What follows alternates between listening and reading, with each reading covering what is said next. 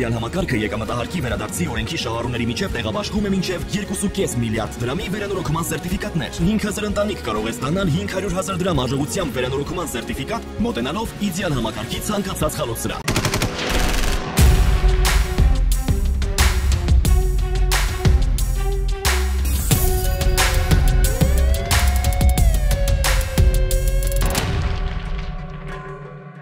Հակակոռուպցիոն կոմիտեում քննվող քրեական վարույթի շրջանակում Երևանի քաղաքապետարանում իրականացվել են ապացուցողական եւ այլ վարույթային գործողություններ, կաշառք ստանալու մեղադրանքով ձերբակալվել է քաղաքապետարանի 2 պաշտոնատար անձ։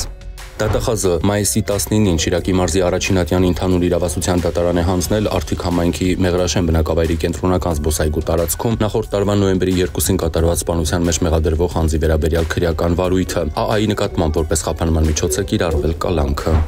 Քննչական կոմիտեի պետության համանդրական կարգի հիմունքների եւ հասարակական անվտանգության դեմ ուղղված հանցագործությունների քննության գլխավոր վարչությունում ավարտվել է պարտադիր ժամկետային զինծառայողի ինքնասպանության դեպքի առթիվ նախաձեռնված հերակա-քրեական վարույթի նախաքննությունը 2010 թվականի մարտի 15-ին Պաշտպանության բանակի Զորամասի վերանորոգման վաշտի սպայական սենյակի հետնամասում հայտնաբերվել է նույն Զորամասի պարտադիր ժամկետային զինծառայող շարքային ՎՄ-ի դիակը պարանոցի միջոցով երկաթյա պտտաձողից կախված վիճակում։ Փաստական տվյալներ են ձեռք բերվել այն մասին, որ 2010 թվականի մարտի 14-ին նույն Զորամասի պարտադիր ժամկետային զինծառայողներ ԱԽ-ն եւ ՆԳ-ն շարքային ՎՄ-ին ճնշելու, նրա պատիվն ու արժանապատվությունը ստորացնելու դիտավորությամբ վերջինիս կողմից խոստացված գումարը ժամանակին չվերադարձնելու համար հալածանքների են ենթարկել նրան, ինչի հետևանքով ՎՄ-ն նույն օրը կախվելու եղանակով ինքնասպանություն է գործել։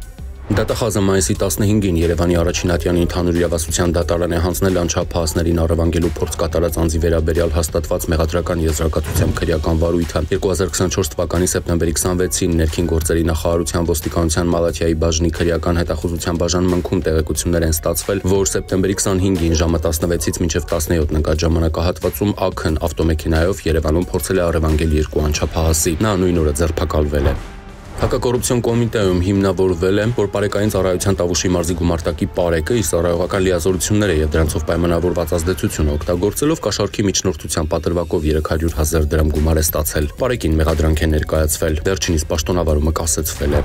Մայիսի 17-ին ոստիկանության Արաբկիրի բաժնում տեղեկություն է ստացվել, որ Արաբկիր վարչական շրջանում գործող հիմնական դպրոցներից տուն գնալու ժամանակ Երևանի բնակիչ 9-ամյա աղջկան է մոտեցել անհայտ քաղաքացի, ներկայացել որպես նրա հորընկեր ու ցանկություն հայտնել ուղեկցել տուն։ Երեխայի հայրը ոստիկաններին հայտնել է, որ երեխան չի հավատացել այդ տղամարդուն ու ճանապարհը շարունակելով հեռացել է։ Ոստիկանները միջոցներ են ձեռնարկում տղամարդու ինքնությունը պարզելու եւ հայտնաբերելու ուղղությամբ։ Մայիսի 15-ին Երևանի Նելսոն Ստեփանյան փողոցում հայտնաբերվել, ձերբակալվել եւ ոստիկանության բաժին է տեղափոխվել առանձնապես խոշոր չափերով խարդախության մեղադրանքով ապրիլի 23-ից հետախուզվող օտարերկրացի 38-ամյա տղամարդ խափանման միջոցը կալանք։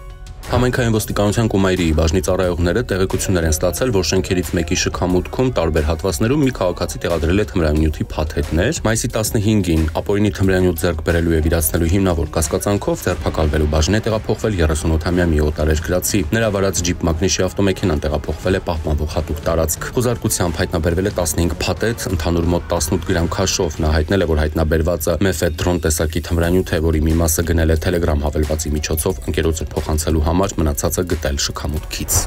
Մայիսի 16-ին Զվարթնոց օդանավակայանի բաժնում հաղորդում տված քաղաքացին հայտնել է, որ Աթենք-Երևան չվերթի ինքնաթիռում իր ուսապարկից գողացել են 1250 եվրո։ Պարզվել է, որ գողությունը կատարել է օտարերկրյա քաղաքացի 44-ամյա տղամարդը։ Նա Փարաքար գյուղում հայտնաբերվել, ձերբակալվել ու տեղափոխվել է բաժին, անձնական խոզարկությամբ գողացված գումարը հայտնաբերվել է։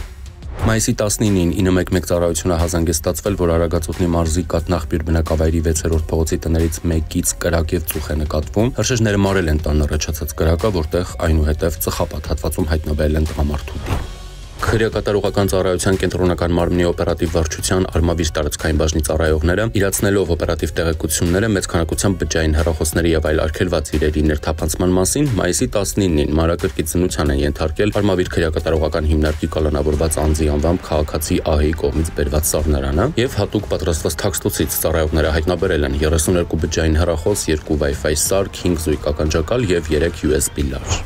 Մայիսի 19-ին հազանգեստացվել, որ Երևանի Սիլվա Կապուտիկյան փողոցում ավտոմեքենաներ են բախվել, դեպքի վայր են մեկնել հրշեջ փրկարարներ, 4 մարտական հաշվարկ, պարզվել է, որ կամազ մագնիշի բետոնախառնիչը շրջվել է, բռնկվել ու բախվել գազատարին, վնասելով այն։ Առաջացած հրդեհից բռնկվել են մոտակայքում կայանած ավտոմեքենաները, այրվել է 4 տրանսպորտային միջոց, փայտե էլեկտրական սյուն, վնասված գազատարից արտահոսած գազը, ջերմահարվել են Mercedes-Benz մագնիշի ավտոմեքենայի դիմային հատվածը, հարակից շենքից օդափոխիչներ, գազի հաշվիչ։ Մայիսի 19-ին Աբովյան Նոր Հաճան ավտոճանապարհին ճակատ-ճակատի բախվել են Opel Combo եւ Opel Astra մագնիշի ավտոմեքենաները, վթարի հետևանքով 3 հոգի տեղափոխվել է հիվանդանոց։ Մայիսի 18-ին Մարգարավանաձոր Տաշիր ավտոճանապարհին բախվել են Արմավիրի մարզի բնակիչներ 69-ամյա Սամվելի վարած 2102, 28-ամյա Արմենի վարած Ֆավ մագնիշի ասֆալտով բարձված բեռնատարը, ինչի հետևանքով վերջինը մասամբ հայտնվել է ճահճուտի մեջ։ 2102-ի վարորդ Սամվելը տեղափոխվել է հիվանդանոց։ Մայիսի 16-ին քրեական ոստիկանության Տավուշի մարզային վարչությունում ստացվել է օպերատիվ տեղեկություն, որ 42-ամյա տղամարդն Այգեհովիտ գյուղի իր առանձնատանն ապօրինի պահում է հրազեն։ Քրեական վարույթի շրջանակներում նույն օրը զննվել է Այգեհովիցու տունը, հայտնաբերվել է 105 փամփուշտ պոլիէթիլենային տոպրակով վառոդ եւ գործարանային արտադրության երկփողանի հրացան, որի մի փողը ակոսափող է, մյուսը հարթափող։ Տանտերը հայտնել է, որ զենք զինամթերքն իրեն տարիներ առաջ նվիրել է հանգուցյալ ազգականը։ Նախաքննությամբ հանգամանքները պարզվում են։